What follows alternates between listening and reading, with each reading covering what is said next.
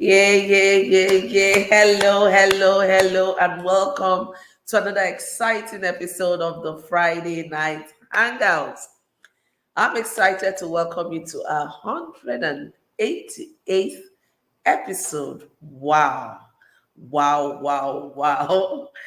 Okay, I'm your host, Joy Onyeso, and I'm always excited to hang out with you every Friday night. And this week, we're going to be having a conversation on how to manage anxiety. Last week, we talked about gratitude and appreciation. We had an amazing guest in the studio, Chidima Ago, and she gave us beautiful songs and then shared her perspective on why gratitude and appreciation are very important. And I hope you did get some nuggets from that conversation. And so today we're moving on to how to manage anxiety. I think this is very apt, and especially at a time like this. Welcome, everyone. Welcome. I see you. Welcome. Can I see your TGIF? Thank God it's Friday. Thank God it's Friday. Yay. Thank God it's Friday. Awesome. Keep it coming in. Awesome. Welcome once more. And if this is your first time in joining us, welcome to the Friday Night Hangout. Here we have topical conversations that can help you to grow your personal brand or your professional brand. So, welcome once again. And tonight we will be talking about how to manage anxiety. Let's start from the perspective of even understanding what anxiety is. So, when we talk about anxiety, what are we talking about? So, when you have this persistent, overwhelming fear, worry, you know, sense of overwhelm, right? Nervousness, then it could be said to be the condition called anxiety. I'm just trying to be a little bit careful so we don't even trigger, because it's is a very common mental health condition. And in our climate, Nigeria, we don't talk about mental health conditions a lot. It's not something that is always on the front burner. But at a time like this, when a lot is happening, it seems as if, there's pressure from every point. The children, most schools now have wrapped up their final semester. The kids at home, parents be wondering, how do I feed these children, especially when they're young kids. They eat. Oh my goodness, they don't want to know what time of the day it is. They don't even want to know how much it costs to prepare a meal. When they are hungry, they are hungry. And then if you have a young baby as well, you need to cry for baby milk, diapers. So the living cost has really gone so high, really very high. And that becomes a trigger point for a number of people. Now, why are we talking about this? We're talking about this anxiety because, this condition can make you not to live a normal, healthy life. It could affect your relationship. It could affect how you show up, your productivity. And so it's very important that we recognize anxiety when it shows up, and we look at ways of dealing with anxiety. Now, what are some of the features of anxiety? How do you know if you're having symptoms of anxiety? I'm going to talk about the physical symptoms, and I will also look at the psychological symptoms. So, for some persons, it presents with constant headache, right? That feeling sometimes as if your tummy is so cold right at the bottom of your belly, right? And you're feeling so worried, to the extent that you feel that coldness, that very deep coldness at the bottom of your belly. Sometimes some people have, their hands, their body begins to tremble. For some people, they present with sweaty palms, sweaty feet, sweaty, So it presents in different ways physically, right? And then for some of the psychological symptoms, you find people being afraid, you find people worrying a lot. Some people feel jumpy, some people feel very irritable, mood swings, right? It depends on the individual and what the triggers are. So it comes in different ways. But the key thing for us to identify when you are feeling that, you're having that persistent feeling of fear, of worry. Sometimes you begin to entertain all kinds of weird thoughts. Begin to entertain all kinds of weird dreams, right? So all of these things make you become dysfunctional. You're not able to live a healthy, productive life. You're not able to have a healthy, sweet relationship. It affects how you relate with others, even with yourself. Then it's time for you to really look at this. I remember some years back, about 18 years ago, yeah, a little bit over 18 years, when I had my daughter, and then she was diagnosed with brittle bone disease, right? I had an anxiety, panic attack, which is a result of anxiety that I had, not understanding what was happening, not understanding what the future would hold for her and for the family. I was unnecessarily panicky, right? And then she was presenting with a lot of fractures. She was fracturing her femur, all of that. And it was happening on a persistent basis. I was affecting her life, right? And so I was so afraid. I was so afraid to the extent that if I go out and my phone rings, I will start panicking. I will think they're calling me from the hospital or from the house to tell me that my daughter has had a fracture. And then when she finally, because it was a lot of struggle for me to get her enrolled in the school. God bless you, Neka Wampo, for being that push that made me to put her in school then. Even when she had to go with an aide, right? But even at that, when she's in school, I will find out that I will be so uncomfortable. I cannot concentrate. It's as if I will be waiting for the phone to ring and give me the bad news. Oh, she's had a fracture. It really impacted on my life. I became so dysfunctional to the extent I wouldn't want to go anywhere because I was expecting that I would receive a call until she gets back from school. My heart will be beating so fast. I'll be having palpitations.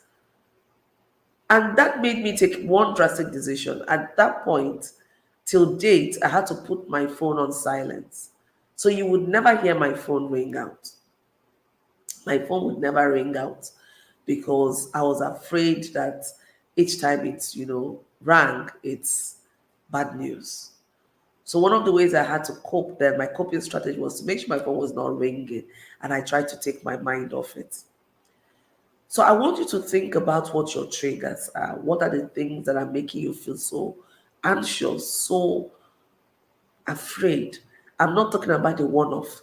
I'm talking about that kind of fear, that kind of nervousness, that kind of worry that make you not to sleep at night, that make you not to function normally, that is affecting your productivity, that is impacting on the kind of relationship that you have with people. You're snapping at people. You're just so stressed out.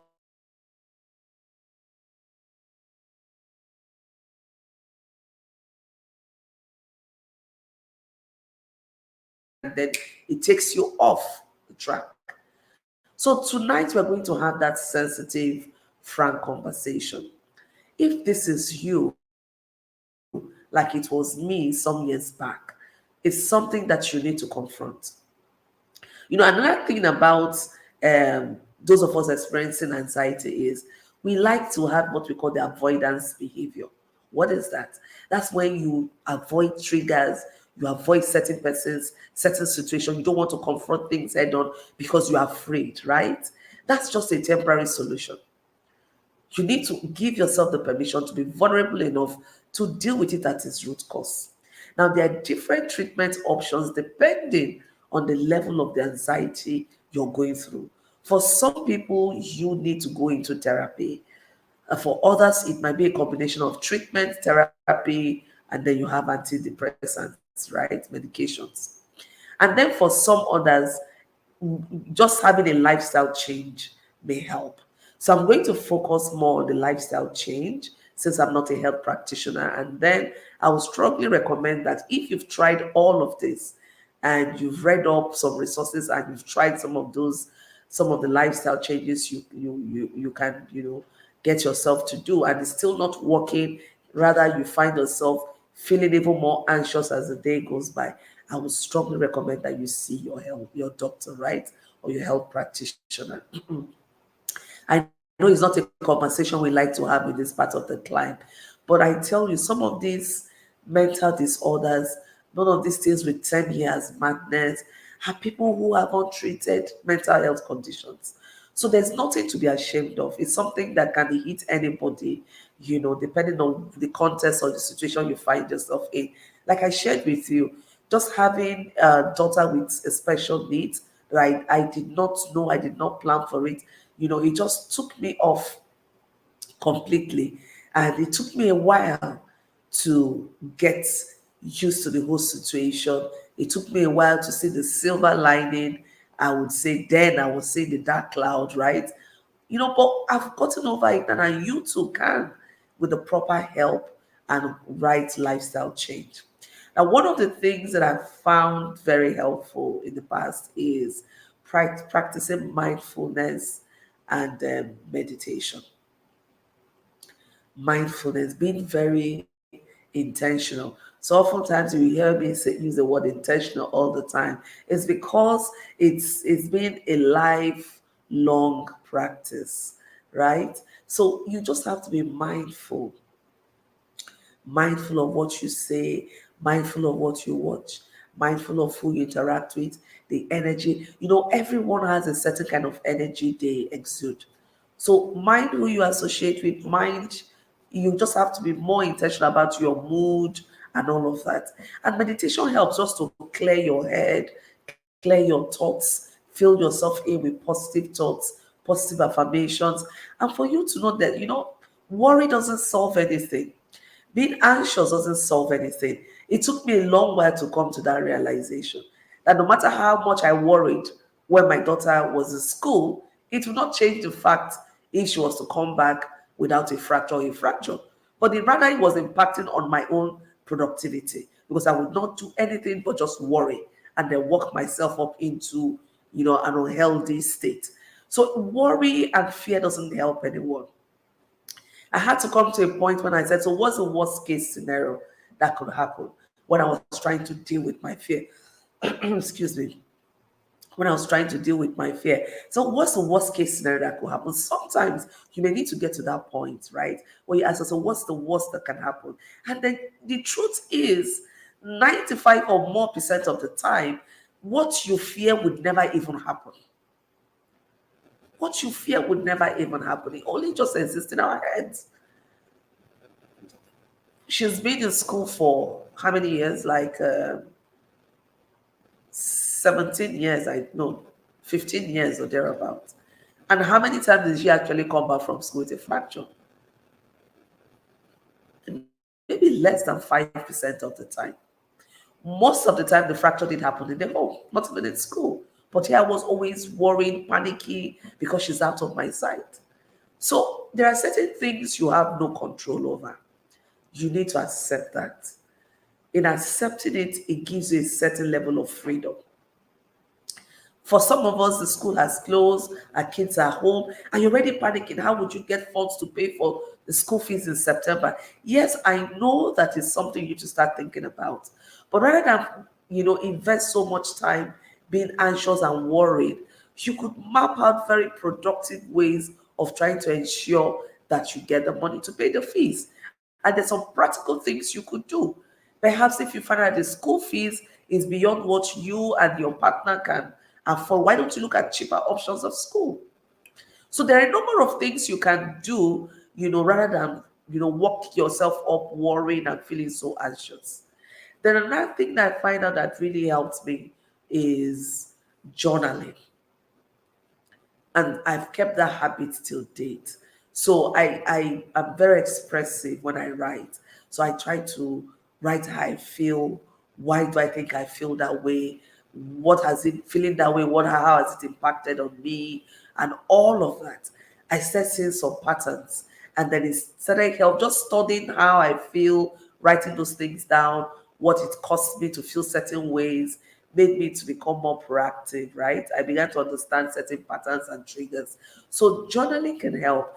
And even beyond understanding your patterns or triggers, just writing expressively makes you feel good.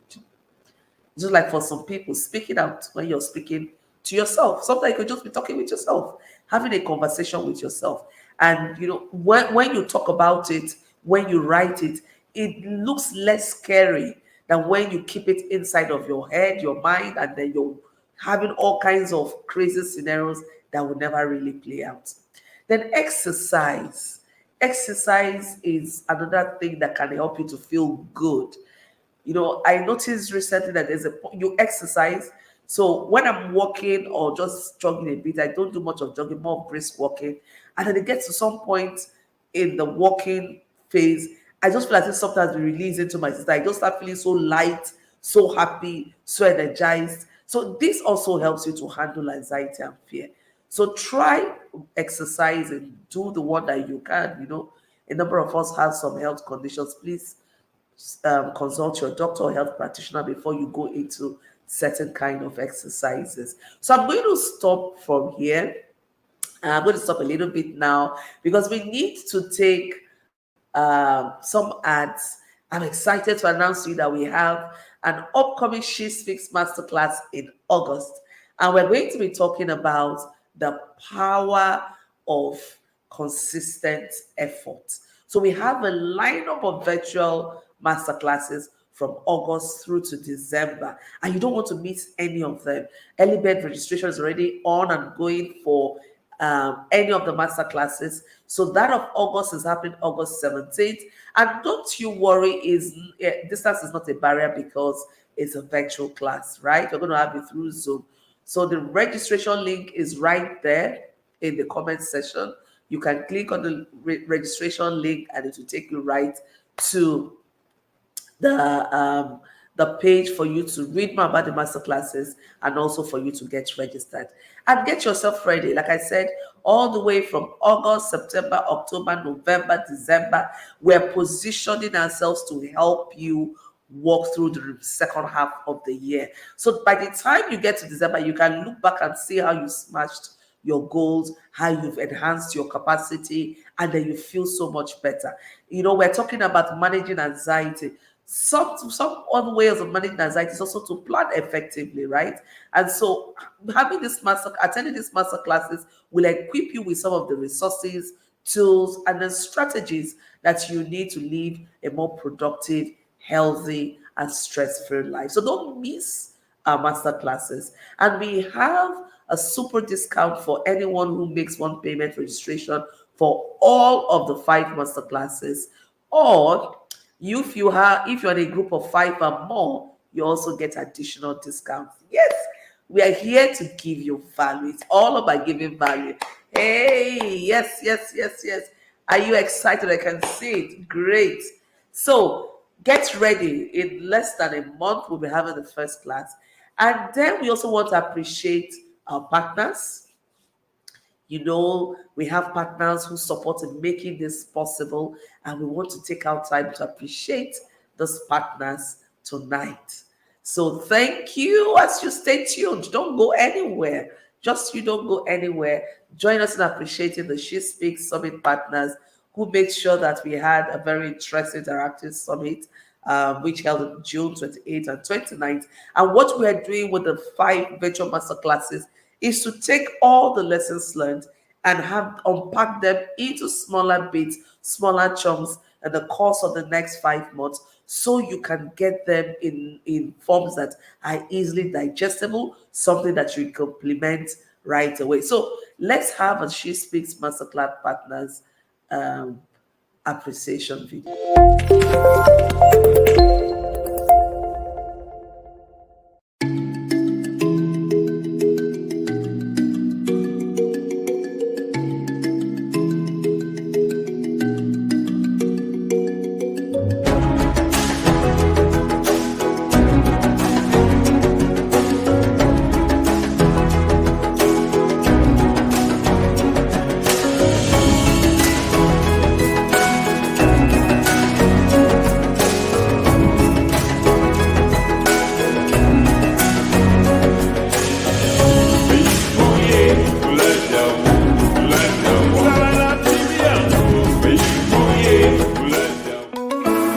Compass International Company is the best place to be. Our flagship product now is KIC White Chips. It's a product for POP material. KIC bricks for decorating your outside walls. You can also use the bricks for inside wall decoration, table and quality tiles. Compass International Company is the best place to be.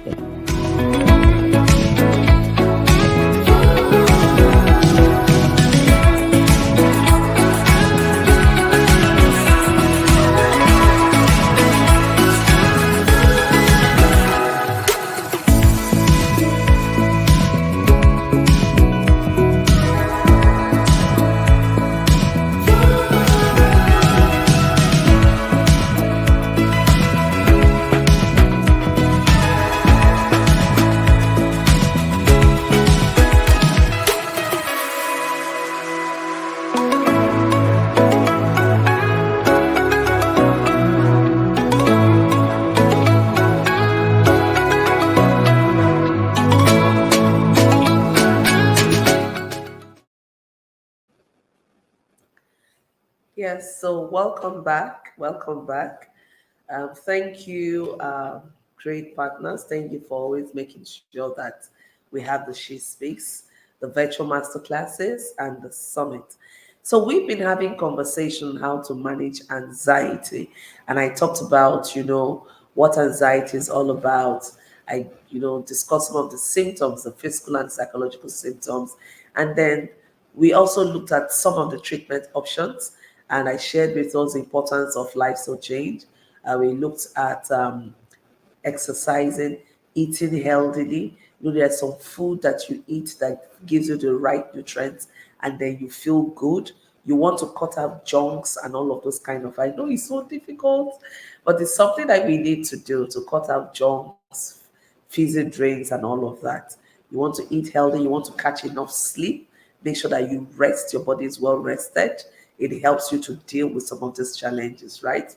And also, do not forget to reach out to a trusted one, right? It's important to build a support system that you trust, that can support you, that can hold your hands when it becomes too difficult.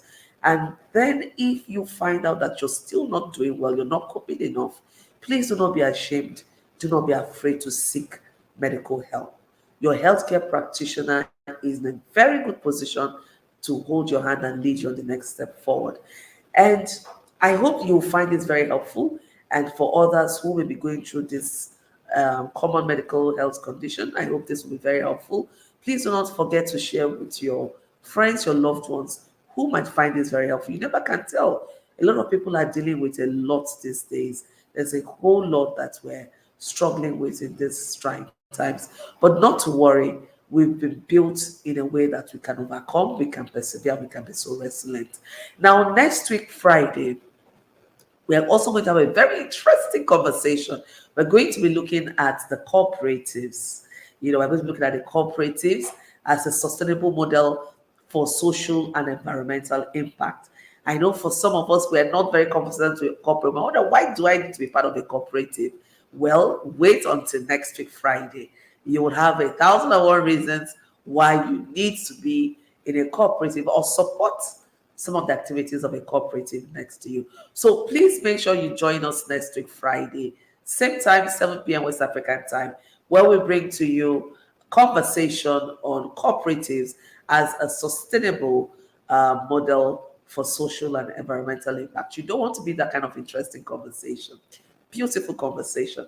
And so until I see you next week, Friday, I want you to take out time, get enough rest, make yourself happy. Self-care is a very important aspect of managing anxiety.